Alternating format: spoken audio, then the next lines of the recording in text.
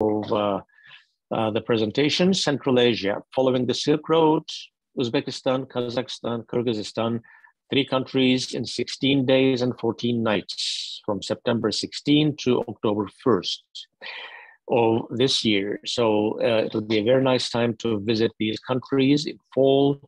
Now let's first go over the map of the region.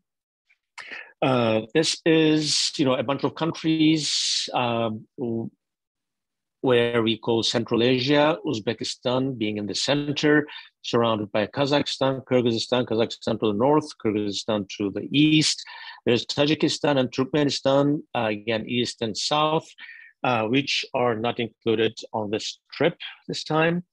And further east is China, then the problematic countries of Afghanistan, and the problem part of Pakistan and Iran, the border area that is.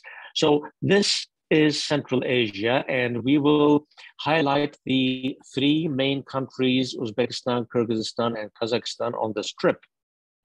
Now, as you see from the colors, you see mostly, especially in Uzbekistan and Turkmenistan, the desert area here, Karakum and Kızılkum deserts, they are called.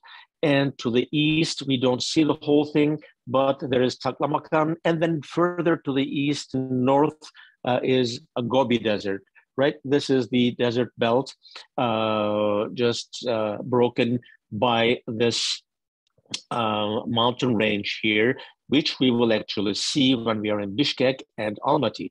And then a little bit to the north, the steppes, Central Asian steppes. And then up north comes Russian steppes, and to the north, more green areas. Now, our trip will start in Uzbekistan with Uzbek capital Tashkent. Now, Uzbekistan happens to be the most populated country among the 3, with a population of 35 million people. And now, as you know, after the collapse of the Soviet Union, all these countries who were previously part of Soviet Union,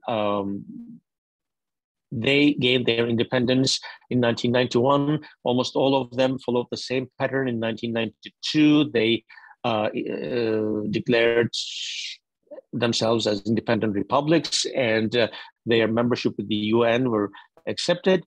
And then the former Soviet Politburo members from these old Soviets were elected as the president, most of the time as lifetime presidents. That was the case in Uzbekistan, and that is partly the case in Kyrgyzstan, and mostly with Kazakhstan, Turkmenistan. We are not going there, but still it's the same, and Tajikistan, the same logic. So we will fly into Tashkent, the capital of Uzbekistan. Now, this is a city of about 2.5 million people, so a little bit less than 10% of the Uzbek population lives in the capital. It is a historic city partly, but most of it was destroyed in 1966 in a major earthquake. And before that, after the Soviet Revolution and after Uzbekistan became a part of the Soviet Union, there was a modernization period where the high-rise apartment buildings, wide boulevards were constructed, and they survived together with the historic buildings. This is one of the madrasas from the end of 15th, beginning of 16th centuries, which we are going to visit. So these historic monuments, they are side by side with the Soviet-style residential buildings, blocks of apartment buildings, and more modern-looking religious buildings and mosques and madrasas, all mixed in the capital. So we will visit the historical part, the city center, and we'll also have an opportunity to visit one of the madrasas over there. Now, madrasa, of course, we always have the um, image of a religious school in Islam, which is the case here, but historically it wasn't like that. It was a university where you had the education for various sciences of the time, including math and languages and geography and history, and of course, religion.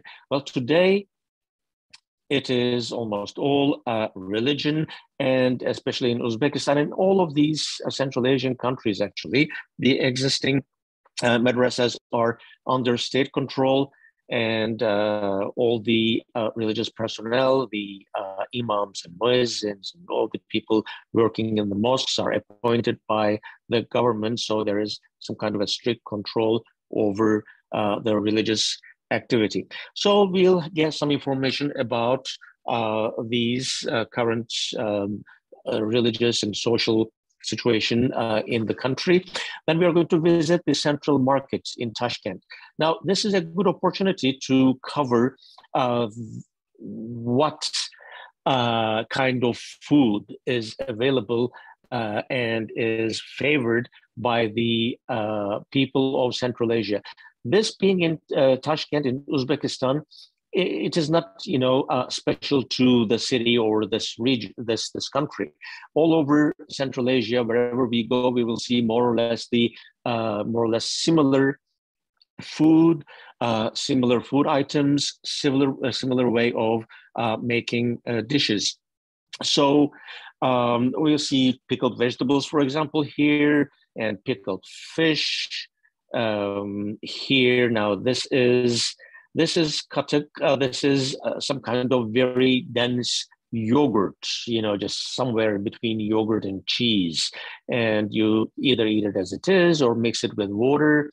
And for nomadic population of the past, we need to remember that, Central Asia, this was the home of the nomadic tribes. And all these countries are called Turkic countries for a reason. They are of Turkic origin, from all the way from northeast Siberia, various tribes moving down south and west and settling.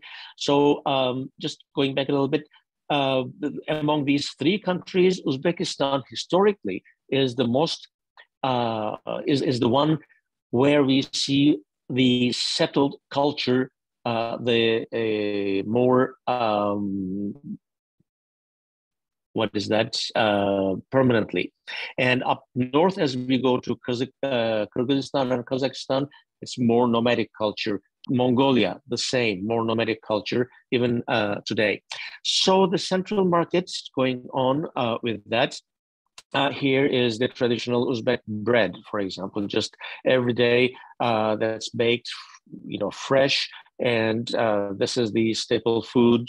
Just we'll have, of course, there are various kinds of breads, but this is the most popular one over there, and we'll have it almost every meal, accompanying the dishes that we are going to have. And the Independence Square. After the country gained its independence in 1990, or declared, I should say, its independence in 1991, 1992, all these modern buildings were either renovated or erected. This is the Parliament building on one side of the Independence Square. And in the middle, there is this big statue of Happy Mother. Statue. This symbolizes the revival of Uzbek country as an independent, as a free state. And these areas are very popular, of course, with the local people, and especially weekends and various holidays. People visit. And this is a big square in the center of the city, more modern part of the city. And the ministry buildings and parliament building and this monument and various other monuments, and the monuments for the soldiers of the Second World War. They are all lined up in the central square, in the Independence Square. So we will spend our day visiting past and present of the capital of Uzbekistan, Tashkent, and from there we will fly east to the town Urgench, where the airport is, and drive to this little town of KHIVA, very close to the border with Turkmenistan.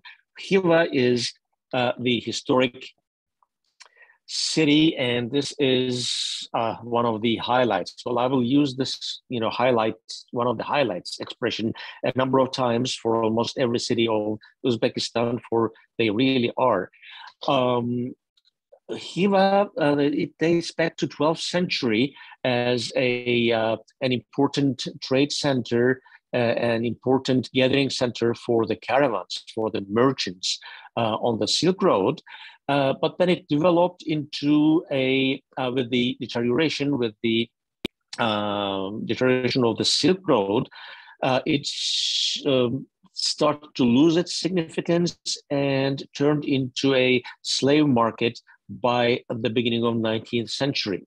The important thing with KHIVA is, as you see, it is, and of course I have to indicate that it was renovated in 1970s under the Soviet regime, which is to their credit, actually. They did a very good job in renovations, and it is totally intact, and it is possible to see the town frozen in time from 17th, 18th, 19th centuries. It is surrounded by this wall. Here is the close-up of the mud brick wall. We can also climb up to the walls and just see the view of the city, of the town, and it is under protection, of course, and being renovated and completely. It is not a dead city. It is alive. People live there. Of course, it's a touristic center, I have to admit, but still, it is a living town in itself. This is one of the gates that we are going to go into the historic town. And we are going to see a number of mosques. Again, this is a just kind of uncharacteristically thick minaret, of course, ornamented with these azure tiles, blue-green, turquoise tiles. That is the prevalent color of the region, I should say, which historically came from India to Central Asia to Persia to today's Iran. For those of you who have visited Iran, you must be familiar with the color and with the ornaments, with this kind of tile. So this is here one of the summer palaces of the Emir, of the Khan of the times, from the beginning of the end of 18th, beginning of 19th century. So we will learn about the history of the town in detail. And as I mentioned, this is a very popular place for domestic travel, domestic tourism too. One of the times I was there was this group of students, for example, from a different part of the country, and just elderly people, for example, again, from different parts of the country. They come and visit KHIVA. It is a living place in the sense that, especially the religious monuments and religious buildings, they are being used and they have their history. They are monumental tombs of Islamic saints. There's no sainthood in Islam, I have to emphasize, but still the holy people of Islam, holy imams and teachers of the times, starting from 10th, 11th centuries. Now we have to remember that Islam arrived Central Asia starting from the end of 9th, beginning of 10th century. So it was very rapid, and so Islam had its roots more or less from the beginning of the religion. So these two things, like cannon barrels, we see in the background, they are to bake those breads, those Uzbek breads that we have seen before. So just ovens, earthen ovens, I should say. So as I mentioned, people come here also to listen to the local music and local dances. So these are dancers in historic costumes.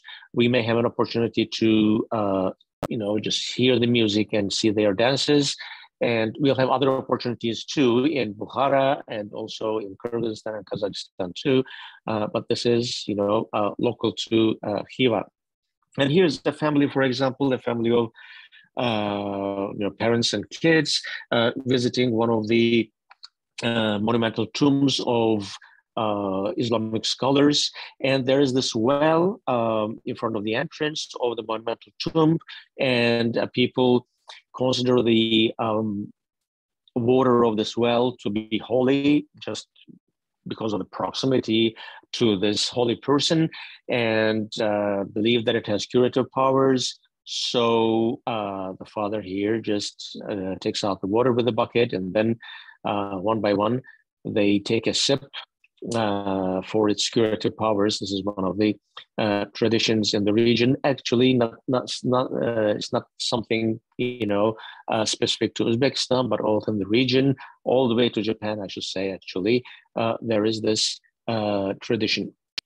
So we will spend our day and night in KHIVA, immersing ourselves in the history of the Silk Road and the history of the beginnings of Uzbek people settling down in this region. And after that, we will now have a long day, a long drive from KHIVA to Bukhara, one of the main cities of Uzbekistan. Now, the distance is not that far, and the following day, 2 days later actually, we will drive from there to Samarkand, and we will see the road conditions.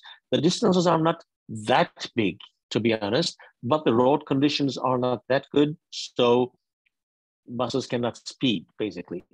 So just, we have to take our time, stop a couple of times on the way, have our picnic lunch, and we'll have also the chance of seeing the desert, the Kızılkum Desert of Uzbekistan here in this region, and learn about that. Our guide will give us information. If we are lucky, and if you bring your binoculars, it is also possible to see the wildlife, the birds, and various other wildlife of the desert region. Well, in the end, we will arrive in Bukhara, but on the way, actually, immediately after we leave KHIVA, we will cross one of the main rivers of Central Asia, the river Oxus, historically important in when Islamic armies, Arab armies, just occupied this place. They called the river Amudarya, and it was called in ancient times during the time of Alexander the Great, River Oxus. And this is, one of the rivers that Alexander crossed with his armies. Here is a pontoon bridge on the river, crossed down south into Afghanistan and to on his way to India with his armies. So we'll follow this road into Bukhara, the town. It is more or less a holy city because of its importance, again, in Islamic history. Although the city existed long before, Islam, so the whole city is in UNESCO World Heritage List, and as we are going to see, we will see again a number of mosques and madrasas. The thing is, it is very compact. The city center is very compact. And there's also the historic castle on one of the small hills, which we are going to visit.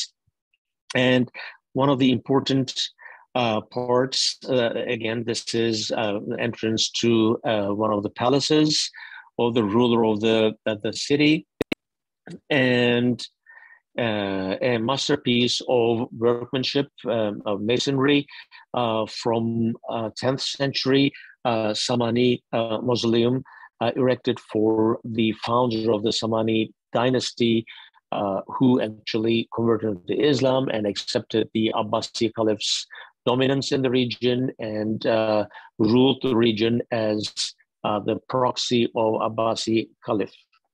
So we will see these historic architectural masterpieces, and most probably, I mean, that has always been the case, we'll have opportunities, various opportunities during the trip to interact with the local people.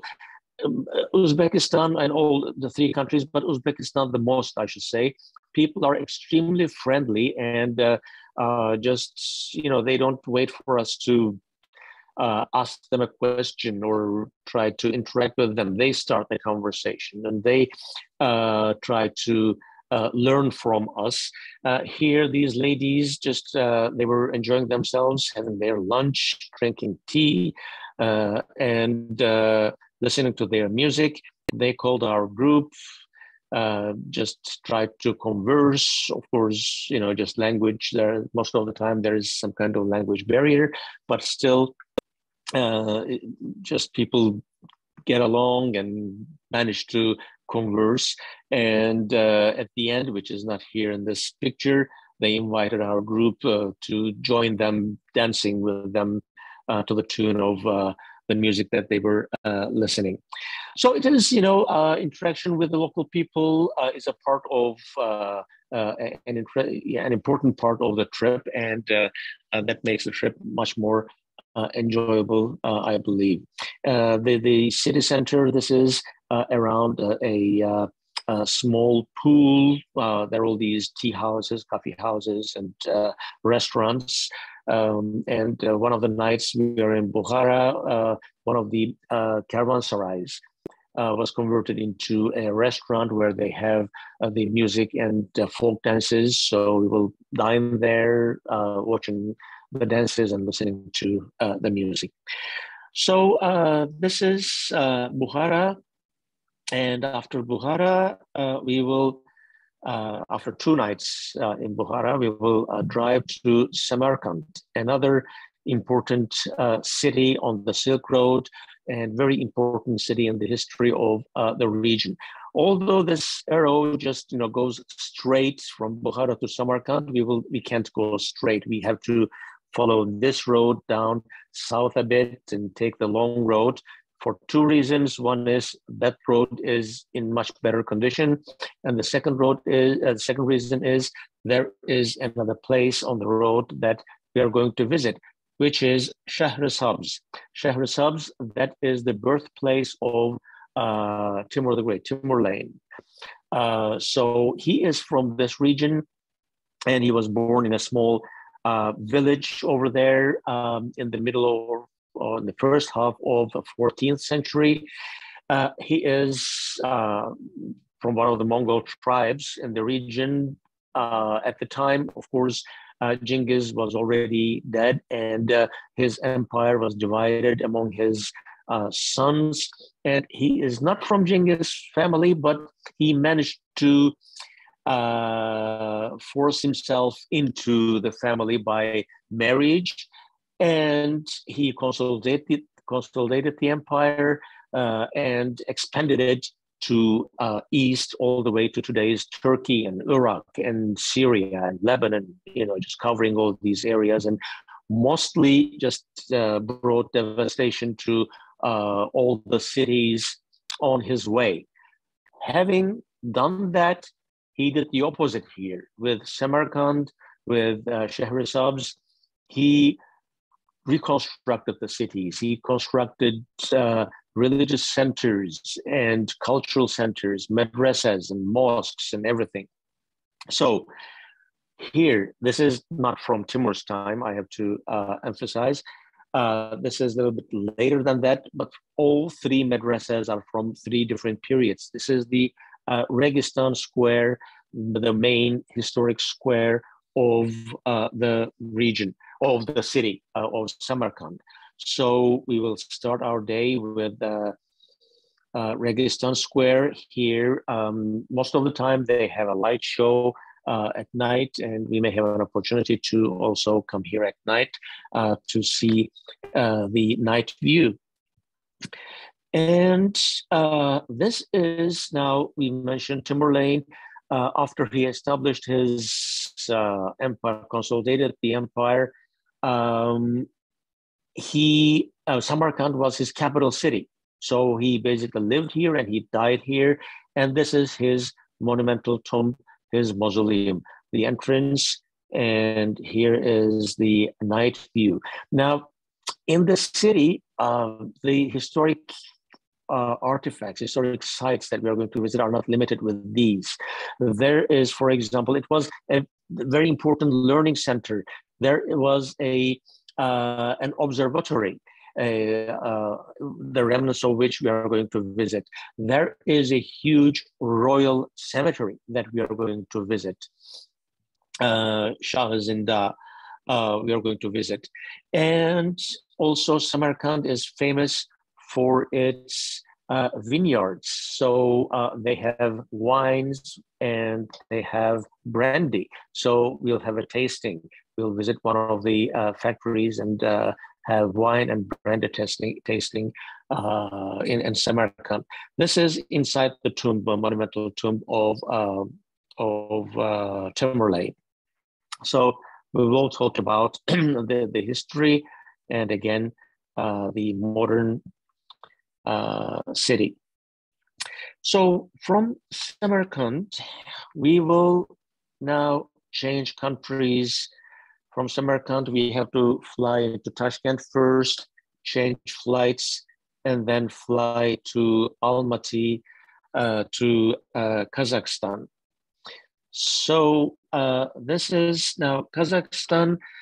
That is a country of about 19 million people. Again, the modern history is it became a part of the Soviet Union after 1917. Not immediate, of course. It took a couple of years. There was the Civil War, and then the local communist parties, together with the help of the Red Army, they joined the Soviet. They became part of the Soviet Union in the 1920s, from 1920 to 25, and from that time all the way to 1991, they were a part of the Soviet Union. And after the independence, Almaty became the capital. This is a view from one of the hills, which we're going to go up actually to have this view and more. And this is the cable car that will take us up there. So Almaty is now the biggest trade center, the biggest city of the country, with a population of about 2.5 million, and with the this is the main square, Pamphilo Square, and there is still a considerable Russian Orthodox population in the country. And of course, today we know that their relations with Russia is very good, and their economy is based on oil and natural gas, and the Russian Space Center, Baikonur, is located in Kazakhstan, nowhere close to the places that we are going to visit. So unfortunately, we won't be able to visit the place. But both in Kazakhstan and more true for Kyrgyzstan, they emphasize, the Soviet history is still there, and the connection with the Soviet Union is still a living thing in these two countries, in Kazakhstan and more so in Kyrgyzstan. So the Second World War, this is in one of the local parks in the city center, a monument erected for those who fought and died in the Second World War. And it is a part of living memory and living history, World War II memorials. And here, this is what is that? National Museum of History with Kazakh, today's Kazakh flag, but with all the symbols and ornaments from the Soviet times. So we'll also visit that National Museum of History with its magnificent artifacts from Scythians, especially the culture, the people who lived in most of Central Asia, all the way from today's Ukraine, through, coming through the steppes and settling down here. They are now believed to be the ones who domesticated horse and who first used horse for military purposes. And from them, this knowledge passed to the ancient Persians, to before that to Hurri Mitanni in today's Anatolia, today's Turkey, and it spread. So these Scythians, we'll talk about Scythian history and see their gold artifacts that were excavated in various burial mounds in various parts of today's Kazakhstan. And then another important activity over there, the nomadic cultural activity is birding, hunting with eagles and falcons. Actually, Kazakhstan, as we know, I'm sure you know, in Middle East, right? The Middle Eastern Emirates, they like falcon hunting, and Kazakhstan actually is the main source of falcons that are, they export these falcons, and it is getting to be an environmental problem nowadays. So we will visit a center, a falcon center, and see the demonstration of falcon hunting and eagle hunting over there, how traditionally the nomadic people of Central Asia used to hunt with falcons and eagles. So that is also going to be an interesting demonstration. Now, from Almaty, here the scale of the map changed a bit. Uzbekistan is here, Kyrgyzstan here. We are in Almaty. Now, Kazakhstan is a huge country as far as the area it covers is concerned. We will fly all the way to the northern part of the country to today's capital of NUR-SULTAN. Now, NUR-SULTAN, this is a very interesting city. It wasn't the capital, as I mentioned, when the country declared its independence in 1991. Almaty first was chosen as the capital, named as the capital. But after that, it was changed to this city, which was not named NUR-SULTAN, but it was named Astana. So in 1998, they changed the capital from Almaty to Astana. And then in 1999, they changed the name of the city. And the city is named NUR-SULTAN, named after the president or the first president after independence, or Nur-Sultan Nazarbayev of Kazakhstan. It was accepted unanimously in 2019. And now the city is called Nur-Sultan. Its population is about, or a little bit more than 1 million people. And it is a planned city. There was a little town here, but especially after 2010s, there has been a big construction, and the city was planned by a Japanese architect, Kisho Kurokawa, And there are all these, futuristic buildings were erected in the center and surrounding the city.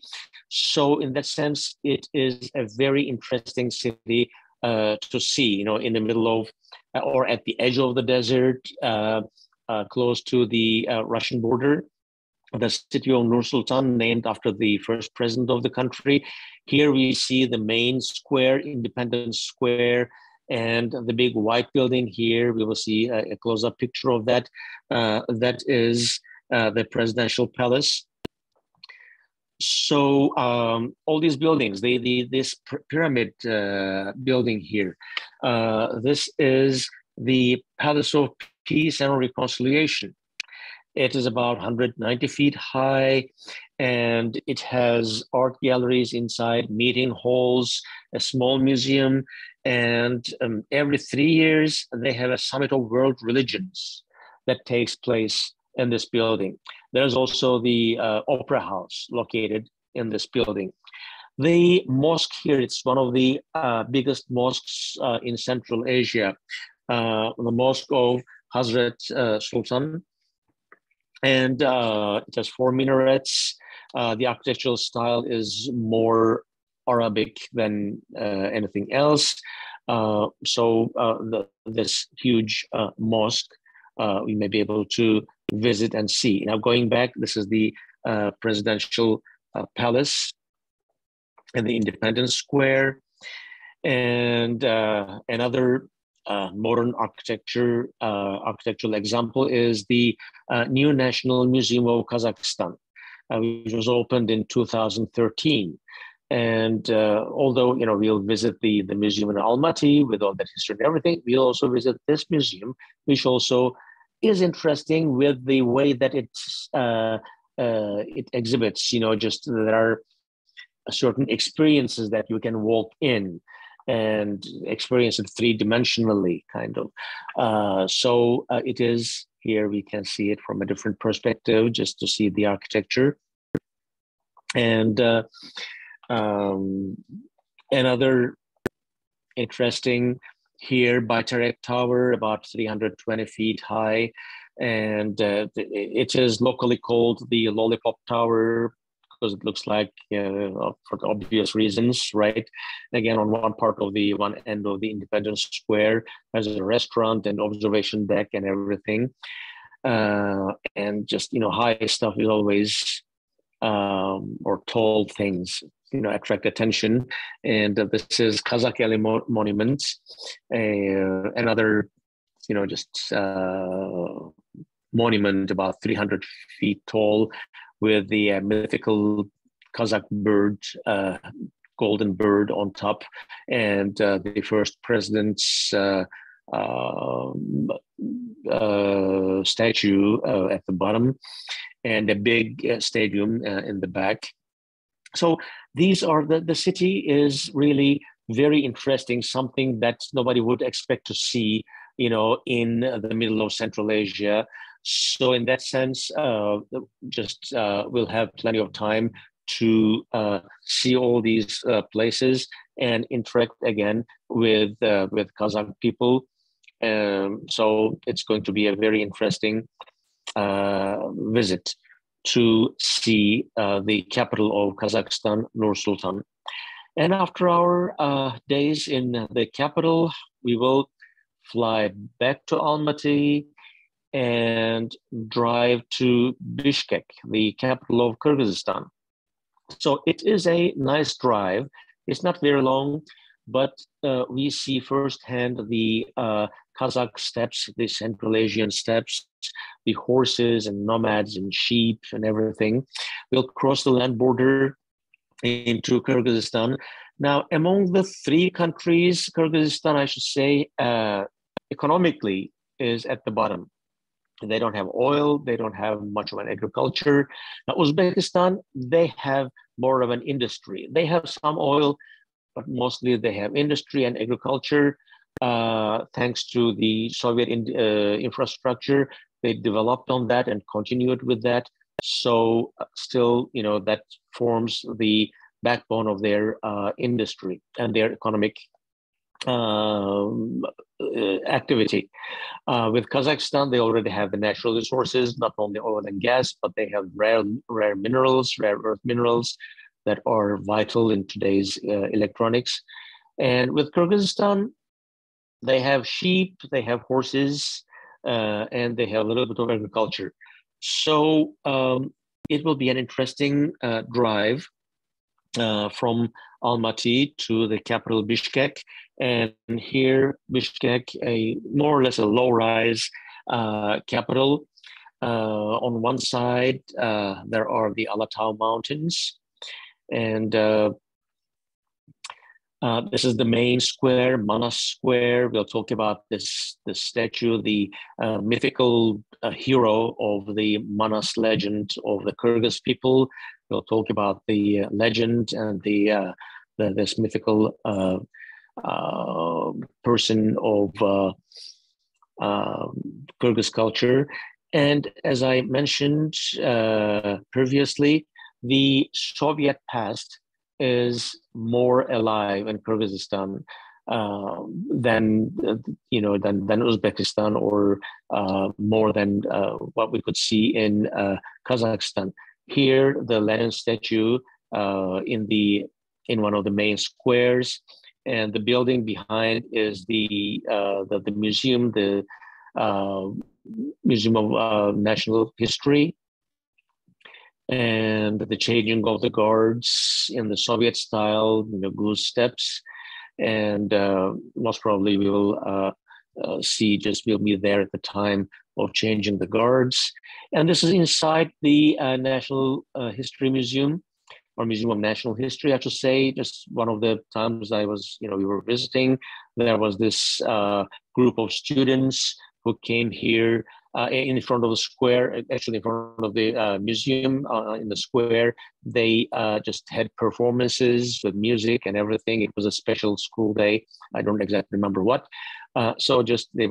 This was a picture moment for them. Now, the Museum of National History in Kyrgyzstan, the exhibits are important and interesting, but the building itself is at times more interesting than the exhibits themselves because of its Soviet history. It has all these frescoes that berates the Western culture, Americans. This is from the time of Cold War, from the height of the Cold War, these people with skulls symbolizing US riding a Pershing missile. And here, Marx and Engels leading the proletariat to revolution. And Lenin here, again, just giving one of his speeches during the revolution of 1917. So these artifacts, these make the building much more interesting at times than the current exhibits. And unfortunately, last time I visited Bishkek, the place was under renovation. It was closed, and hopefully by the time we go there, it will be open. So we are in Bishkek, and on our next day, we'll have a short excursion outside Bishkek. We'll visit another historic center on the Silk Road.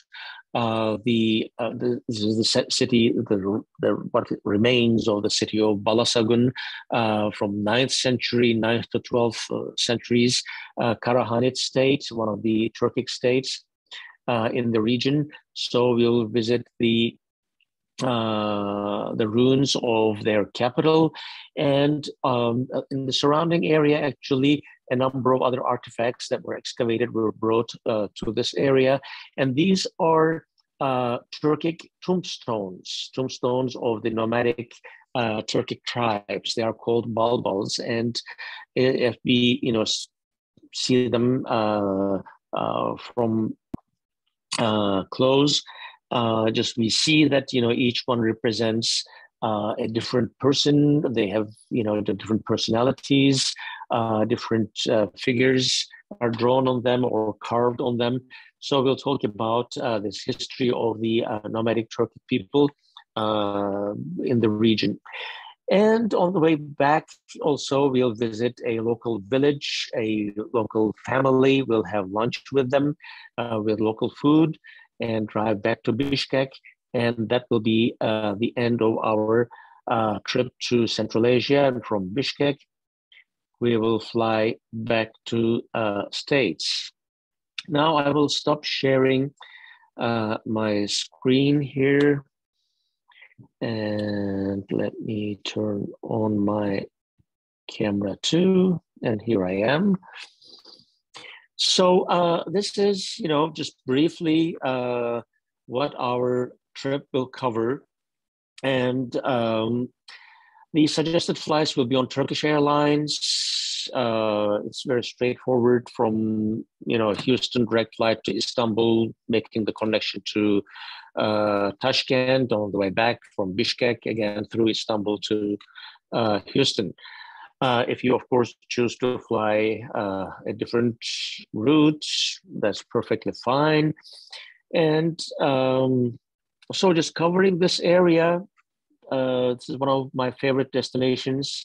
It's always exciting to see all these centers, not as simply, things of the past. And once you are there, once we are there, we see that people still live through that history, today. And although the politics and the economy and everything changed, which we will, of course, talk about today's political conditions and today's economy and everything. And hopefully, if the group is big enough, we may be able to arrange various meetings, special meetings over there. Generally, with very small groups, it doesn't work. But with bigger groups, more than 10 people, it becomes possible to arrange those meetings. So if you have any questions, please.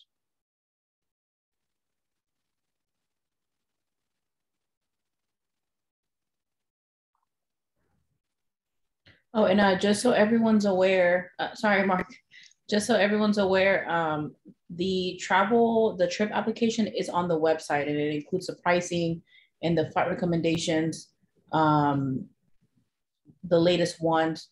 So if you are interested in joining the tour, definitely go to our website, and our trip application is there.